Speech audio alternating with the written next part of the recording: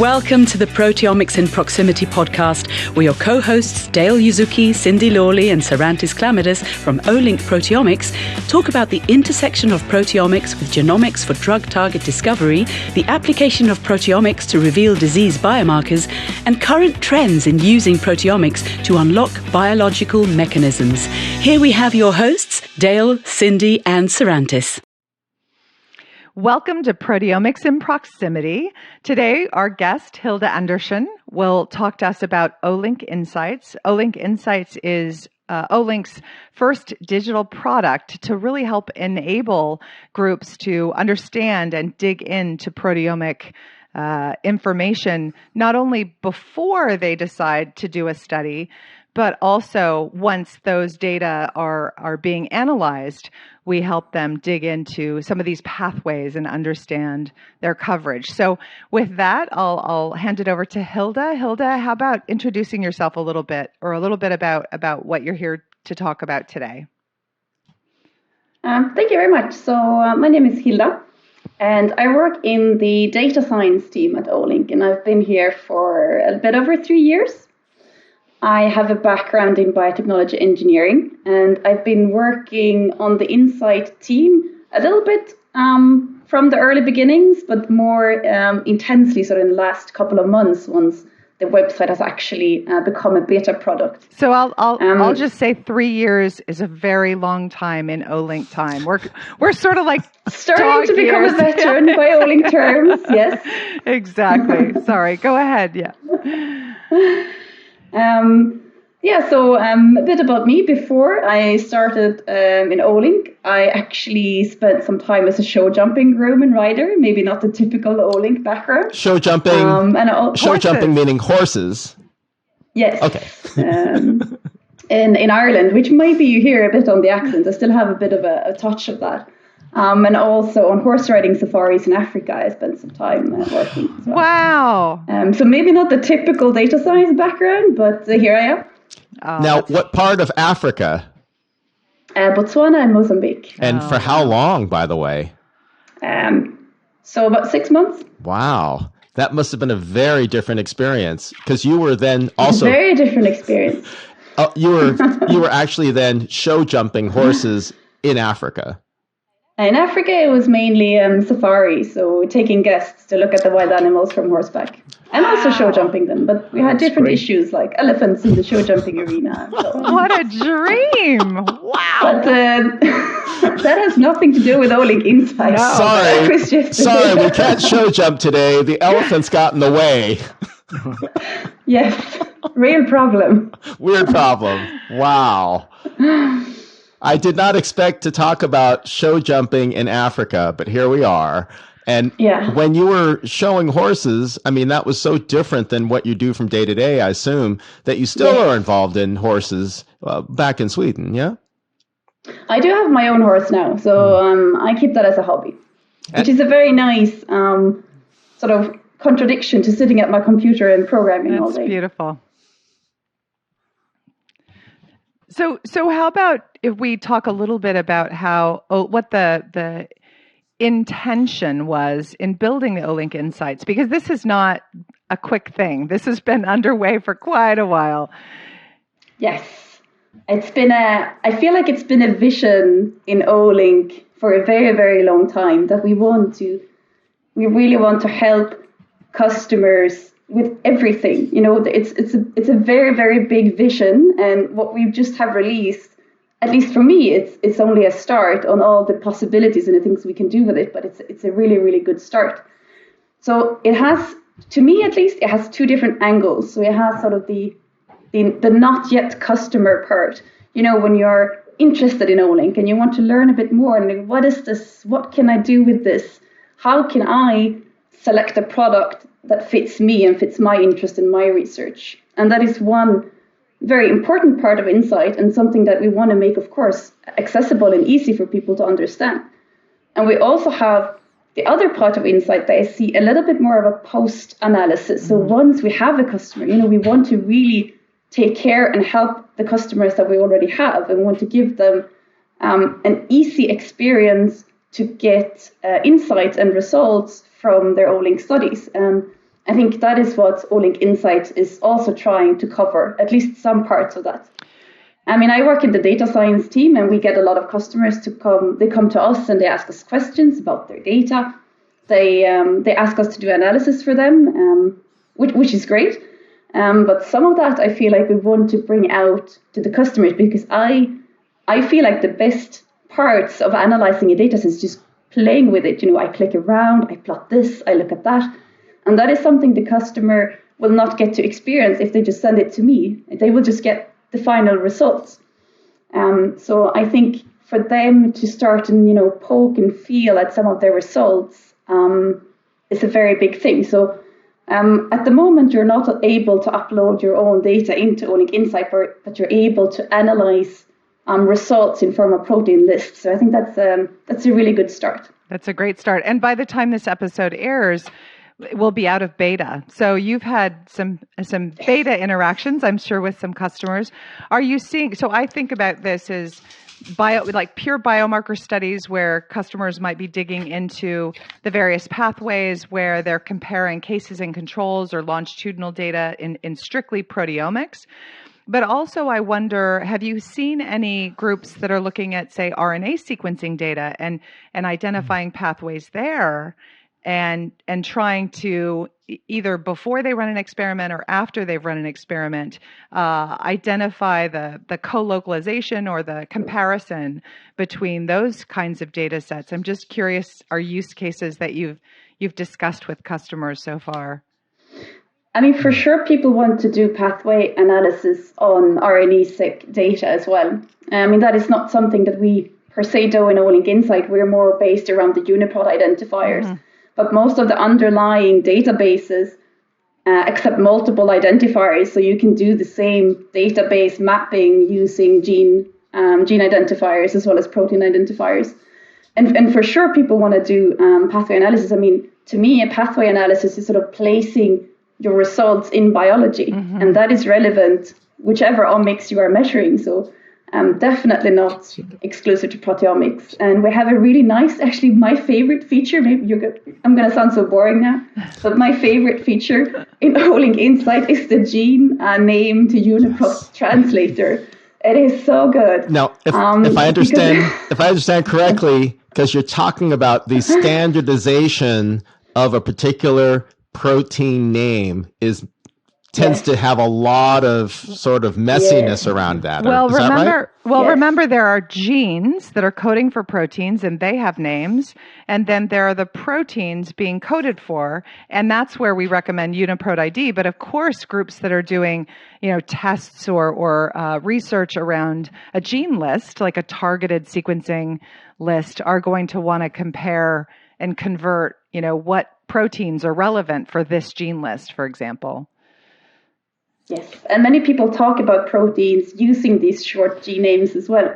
So I found it a hassle in general to translate these names into UniProt identifiers. And I think Olink Insight has an amazing translator for that. So it's possible to come in with your gene list as well. So if I come in with like IL-6 and I come in with IL-6, I'm going to get the same UniProt ID from each of those lookups. Yes. Isn't that brilliant? Because this has been one of my frustrations is not having a translator for that. So I didn't even know I used Olink Insights quite a bit. It's my favorite feature. I know it's not very boring, but it's not boring. It's not trivial. Right. It's really not trivial. You're solving headaches. Yeah. You've relieved the pain. I love it.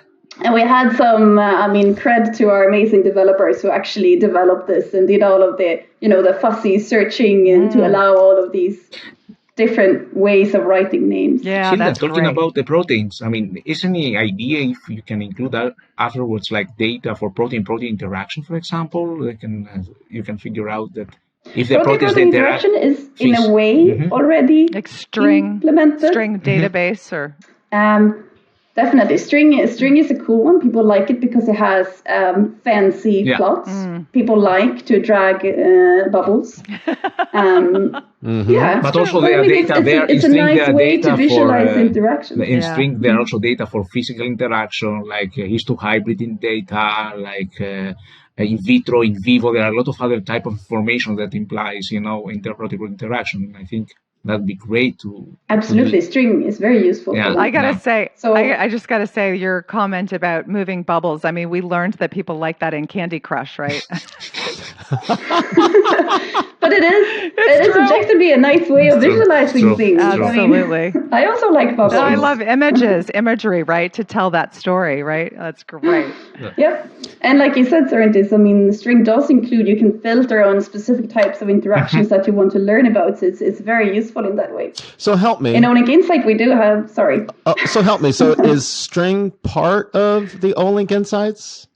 Or string is a separate database. It's a separate database. Okay. Yeah. And what you're illustrating, though, is that within Olink Insights, there is interaction data that's derived from it? You can find protein interactions, I think, in two different ways, depending on how you define, protein interactions. So one way you can do it is you can go to the Publication Explorer, which is an app in Insight where you search the PubMed database using text mining. Yeah. So there you can find publications that include your list of proteins. So that is a way to find abstracts where proteins co-occur. And then you can see, for example, if you have two proteins that co-occur in a lot of abstracts, that could mean that they probably have something to do with each other. And then you can click on those abstracts and you can learn about that interaction. So that is one way. And I think string also has text mining interactions as one of their interactions that you can choose. Another type of protein interaction is, for example, if they are involved in the same pathway. So we have the reactome database. That can also indicate that they probably interact in some way, maybe not directly, but they could be indirectly. I see. So those are ways to find protein interaction information. I don't think we've said this, but there are visualization tools in Olink Insights. I mean, it's not just a mining tool. And I'm clearly using about 2% of the capabilities in Olink Insights. So this is the best interview ever. I love it. Small correction, Cindy. It's Olink Insight, singular. Okay, thank you. I think currently, Hilda, correct me if I'm wrong, we currently have a tool named Olink Insights, plural, that's a separate software. Isn't that correct? We have a shiny app that does NPX data analysis that's unfortunately maybe still named the Olink Insights Stat app. Good differentiator, Dale. We're gonna sort that out. We'll sort that out. It's okay. So we're talking about Olink Insight, and I think it's such a cool application. What you mentioned just prior was that there is a text mining tool within Olink Insight that actually does PubMed searches. Why wouldn't I just use PubMed? You can for sure use PubMed. PubMed is great. I think the advantage of using this text mining tool is that it includes predefined vocabularies. For example, you have the HGNC vocabulary for gene names, which includes all of the synonyms and the regular expressions. Here we go again. Here we go again with gene names, protein names. Got it. And there is a machine learning algorithm that has parsed and read all of these abstracts and identified all of the genes and gene occurrences in these abstracts. And so it's kind of pre-computed which abstracts contain which genes and also diseases from the human disease ontology. So you can find genes that co-occur with diseases and gene lists that co-occur with diseases. So to get this co-occurrence information, I think is much easier and is sort of pre-served for you here instead of having to go to PubMed and search for multiple genes and then a disease. And then it sounds like, PubMed's not going to give you those connections, right, to the disease, like you mentioned, ontology or the particular proteins of interest, especially if there are several different names, right, aliases or what have you. So we use a service called 10wise. So that we are licensing their API for this text miner. And they have a more intelligent way of searching. If you go to PubMed, you search for the string, and that is it. But I don't know. I have my least favorite gene ever, which has a synonym called CO2, which is horrible to search for. You will never find anything you actually want to read about this gene. So that is why you need this more intelligent sort of gene finding algorithm on top of these abstracts. It sounds really powerful. I mean, in terms of this 10-wise capability, both for the naming. I think it is one of the most scientific heavy parts of Olink Insights. I think definitely something that more people should check out. I have a practical question now, Hilda. I see it like after data visualization. Is any way to export like JPEG or files that people they can use afterwards for papers, for example? Have you thought on that? The Publication Explorer, I think you can just download sort of the screenshot. So when you upload the list of proteins to the Pathway Explorer, it will light up with the coverage of that list, and that file you can export. For the Publication Explorer, I don't think you can download any visualizations currently. Because I will guess that people, when they generate data, I would guess that, I guess when people, they generate data and they have this nice interaction and pathways, they would like to have in their paper, right? And probably have some JPEG files that they would like to TIFF, they're going to use it for their presentations and stuff. Yeah, so currently I think only from the Pathway browser, I think. It's definitely... And from the data stories, which is something we haven't touched upon yet. Yes, maybe we will get there. Then you can download all of the images as well. Yes, let's talk about data stories. That's a great idea. But the Pathway browser, I've definitely exported images off of that, which has been really helpful to just at a high level view see which of the major pathways a particular protein shows up in. Absolutely. And I think we have great as well, something that's unique to this product is that we have such great user experience help and user experience designers for this product. So I think the ease of use in this platform is pretty unique for similar platform with the same amount of sort of science in them, if you know what I mean. Yeah, and so I find it very intuitive to use. Yeah, I would say, this is a call to action for anyone who didn't know about it before to please reach out with feedback, with guidance, with user cases, so that we can improve it. This is a great time for that. So that's Well, you think about from a career perspective, a job that didn't exist 20 years ago. User experience designer, right? Yeah. Somebody who is designing interfaces for people to interact with. Because unless I know I'm able to navigate and figure out how to use something, I mean, it sounds like there are a lot of different dimensions. So if I understand correctly, you mentioned like panel selection in terms of Olink product. You mentioned 10-wise with the sort of disease status and co-occurring proteins and protein interaction data. And then you just mentioned the Reactome, right, in terms of how people can look at pathways. And then now you mentioned data stories. Now that's and there is one more also, the annotations that we haven't touched upon yet as well. Which is, I guess, a build on the Reactome. You could say the Reactome is one type of annotations, but we also have more types of annotations in Insights. And with annotations, I mean that you can sort of tag additional information to your proteins. So, for example, a Reactome pathway is an annotation to a protein. But we also have gene ontology, and we have tissue expressions from the protein atlas. And also the normal ranges from the normal ranges data story. That's a lot. That means different tissues also expression, if I got correct? You have, yes. That's great. So if it's if the protein is enhanced or enriched in a certain tissue. That's great.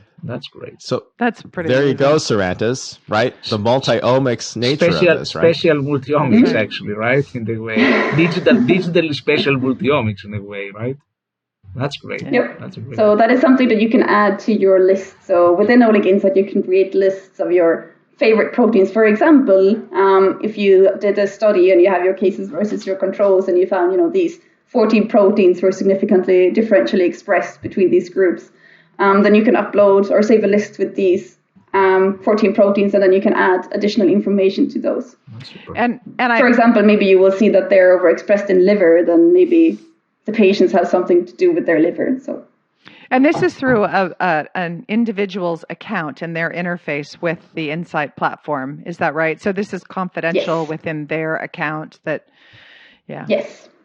You can share lists with each other, but then you actively have to do that. Oh, that's interesting. So you can share with another email address or another account. Got it. So you're connecting accounts. And then do you share all of your protein lists with that account? Is that how it works? No, you have to share, select a specific list then decide to share that specific list with another account. Yeah, that would be... The rest is only yours. Yeah, coming from the population health perspective, of course, I think about these large collaborations, these groups that are working together. This is really nice functionality. Dale, you were about to ask something, I think. Well, I think it's really interesting, right? You've got different annotations. Can you drill down a little bit further? I mean, I'm not quite grasping this concept of what you mean by annotations. So this is something that a user would go ahead and basically make additional notes on a particular pathway? So the annotations are currently based upon a list of proteins. So you go to your profile and you go to your lists. Yep. And basically what the annotations does, you can think about it as just adding a column to that list. So you have a row is a protein. Yep. And then you add another column that is a tissue expression. So it says this protein is overexpressed in liver. I see. And then you can then share these observations from your own data to other collaborators. Yes. I see. Or you can export the data. Currently, you cannot make any figures within Olink Insight on the annotations, but you can export it, and then you can go to whichever program you prefer and do a bar plot or whatever you prefer. Yeah, I see. With these annotations. I see. And then you mentioned data stories. I mean, that's an unusual term. I don't think of datas and stories in the same context, right?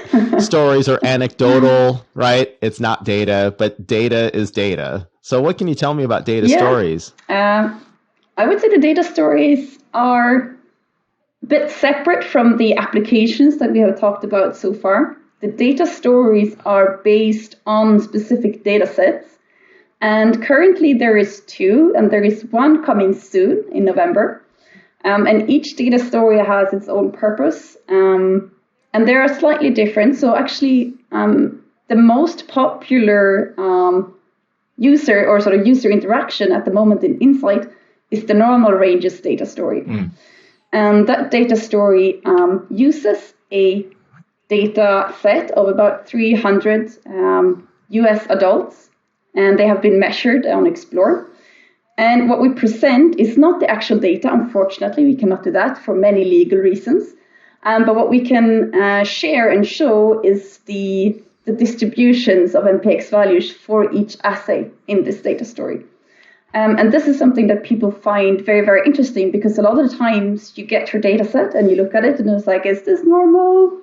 And what does this look like in another population? Yeah, and maybe we can explain why you might have a different dynamic range for one protein relative to another in normal individuals. Can you touch on that a bit? So MPX is a relative scale, so you can never compare the absolute values of one protein to another protein. What you can do within a study is compare the MPX levels of the same proteins between individuals.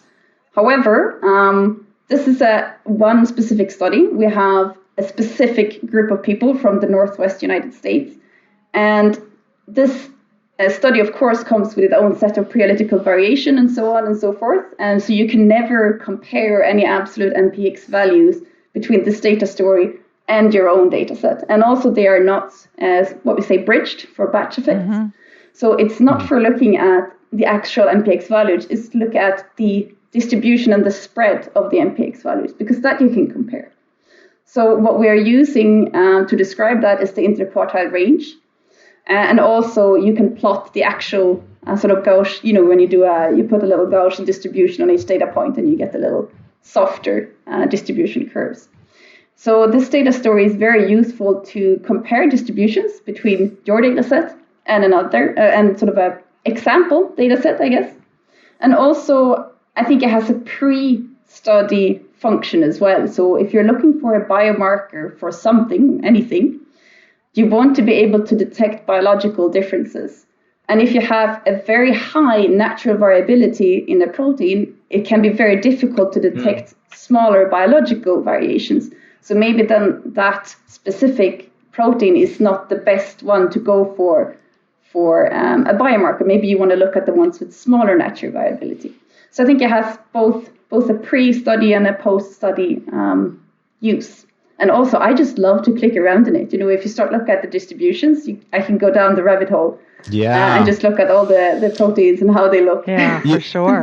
You remind me of a presentation that Matthias Uhlin gave in 2021 early on. I mean, I just joined Olink, and he had showed, I think in a longitudinal study in Sweden, of the proteins moving around over time, right? Month by month. And each individual was quite static, right? But I remember that one. The variation. There was one person who went bloop. Yeah. And then, of course, you wonder, what was it with that person who goes bloop? Everybody else is very stable. Exactly. And then to think about this particular data set, you mentioned Explorer. So this is Olink Explorer 1536? Yes. And it was 300 individuals. Is that right? Yes. Okay. 150 male and 150 female. Yeah, I see. And then as far as how people take a look at it, you mentioned NPX values, and these are the Olink normalized protein expression values for our audience. To be clear, it's a log2 based scale, and it's really interesting when you talk about the sort of normal distribution of a given healthy population, and for people to select the biomarkers even before they do their study. I mean, I assume that I think it's a good tool. Yeah. Yeah, interesting. And so that's one of the two data sets that's currently available. Yes. What can you tell me about the other one? So normal data ranges, really popular. Sounds really interesting. Yep. And the second? I mean, normal, it's one population. Yes. All the caveats, right? It's the Americans. All the caveats. Thank you. Thank you. Plenty of caveats, but you cover them very nicely. But the other data story is? The other one, I personally like a lot because I think it is very unique and very cool that this data set is actually public. You can get the actual MPX data and the actual manifest to go with these samples. So this is the COVID-19 data story. So it's based on a COVID-19 study. So it was pretty early on in the COVID-19 pandemic. So it was before a lot of treatments. But it was people came into hospital. It was one of the first Explorer 1536 data sets, actually. Yes. Yeah, and the fact that it was able to be made public was remarkable. So many people have looked at that. It's super, super amazing. Yeah, go ahead. And you can, through the data store, you can find the data set and you can download it yourself. The patients came in with respiratory distress. And then they were tested for COVID, and the majority had COVID, but some had not. So the data set consists COVID positive and COVID negative patients. And then they have longitudinal samples, and they have recorded sort of state of disease. So you can follow how their disease progressed over time.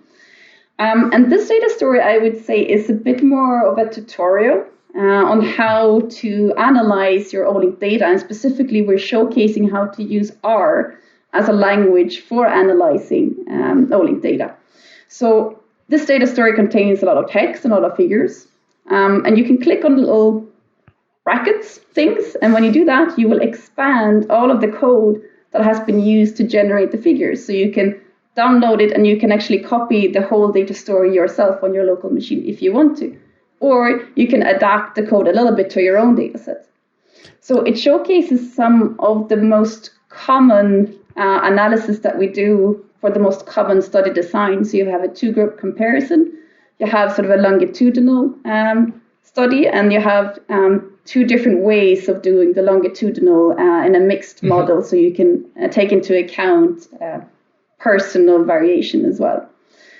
So this one, I think, more of a tutorial, and I get customers sometimes, when I work with customers in data science, who are very, very good with, they're good data scientists, they're bioinformaticians, but they're not used to proteomics data. So they can ask, what do I do with this data set? And really, you just treat it like any other. But I think this is a really nice resource, to show people to and go ahead and look at this. This is what you can do. It's just your normal R functions, and you can get result examples and figure examples. So that one, a little bit different, but also very cool. Roughly how many samples in that data story? Ooh, should I know that at the top of my head? A couple dozen or hundreds? 380. Oh, wow. Yeah. Okay. Something like that. So significant. Oh, actually, sorry, and I also must correct myself. I think I said that the normal ranges was maybe for Explore 1536, but it's for 3K actually. Oh, that's great. I'm not sure what I said. That's great news. I probably mixed up the two. Well, the fact that we've got those. Are any other data available for this study? RNA-seq or something that people they check? Sorry? RNA-seq in this study also available, or only proteomics? Not that I know of. I don't know actually. Okay. Yeah, this is the data set that was published by Michael Philbin et al. Right? Mm-hmm. And then we have another one coming out. I don't know if you want a teaser on that one. Sure, why not? It may be out by the time we get this posted, It's coming out in November, so yeah, maybe. This is the start of something very cool. So this is what we call the Disease Atlas. Yeah. So the goal is to basically investigate the proteome of diseases. And the first part that's coming out is focusing on different cancers. So we will have a data story that looks into protein expression in different types of cancer that comes out in November. And like the other data stories, it's going to be interactive. So you can sort of click on the proteins and the cancer diagnosis that you want to learn more about. And you can investigate and learn about which proteins actually sort of define or stand out for this particular cancer compared to the other cancers. But this is the result from different studies, right? It's going to be super cool. This is the result from different studies, right? It's not the one. It's a result of different studies and different approaches, right? In this case, they are run as one project. So it is one Olink study, but the sample collection is from different hospitals. So yeah. Do you know how many different cancers will be released at the beginning? 15. Wow. 15. Wow. That's going to be interesting. Yeah, and roughly the overall number across 15 cancers as far as samples of data? Very different for the different cancers. Sure. Okay. But the whole data set is almost 2,000. Wow. So it's a really nice data set. Will it be down to NPX value, or will it be a meta-analysis across the groups? So for data privacy reasons, we cannot share individual NPX values. So everything will be sort of presented more of a group level. Got it. So I think it has to be at least 10 individuals per group for us to be allowed to show it. Very useful to know. Yep. That's great. But nonetheless, you get those distributions, right? And you get the ranges, which is really valuable for insight. And you get the group comparisons between the different cancers. And you even get some cooler multivariate stuff in this one as well. It's going to be very good. Well, it's going to help you understand the power. If you were doing a follow-up study in that cancer, what power can you expect at different sample sizes, right? That's incredibly valuable. And that, for sure, yeah. And that, of course, is a function of how different the protein ranges are in healthy versus diseased. So for people to access all this, we're not asking them to pay money to access this data or anything. No, it is free to use Olink Insights. And like you mentioned, the goal is to engage investigators before they even consider doing an Olink project, as well as sort of after they've already generated data, like you mentioned, looking at normal ranges. Is that correct?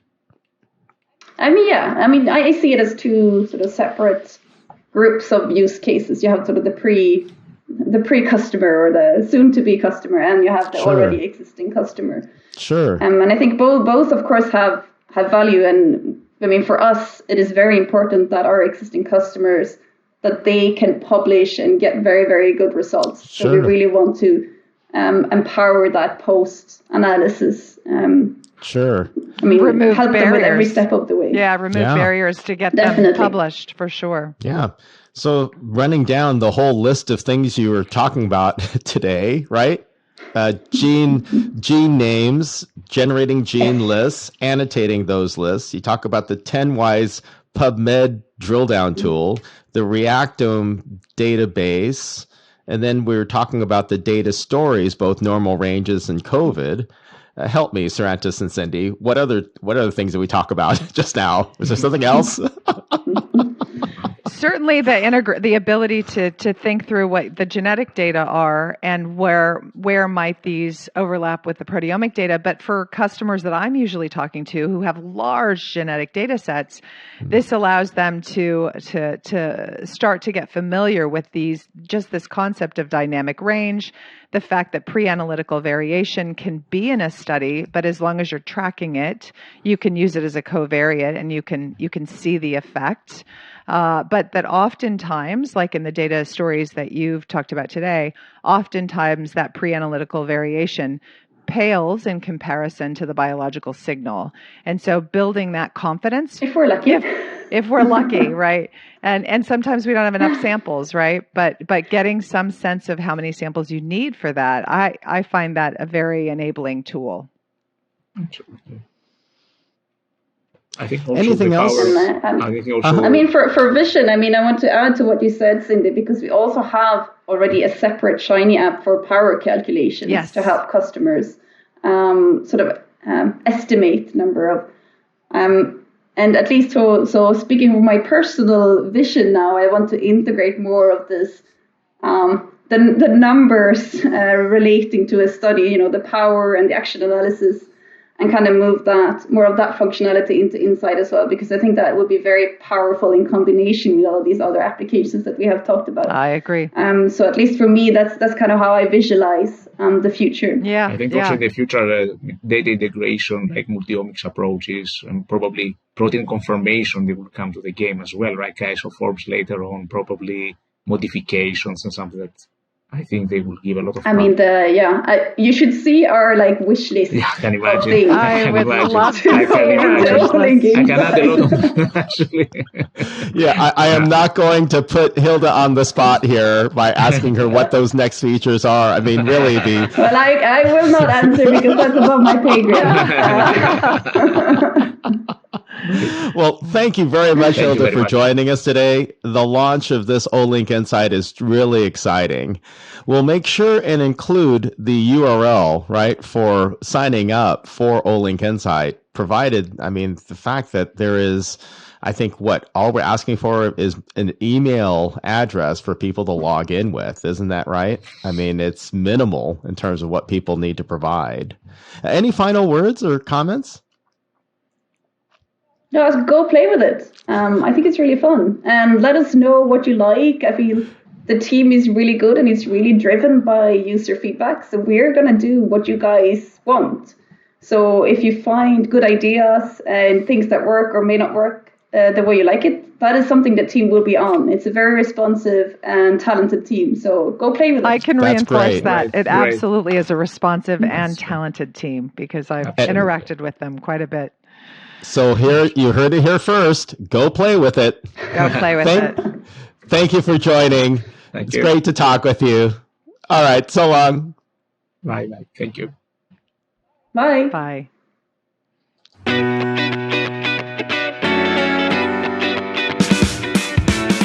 Thank you for listening to the Proteomics in Proximity podcast, brought to you by Olink Proteomics.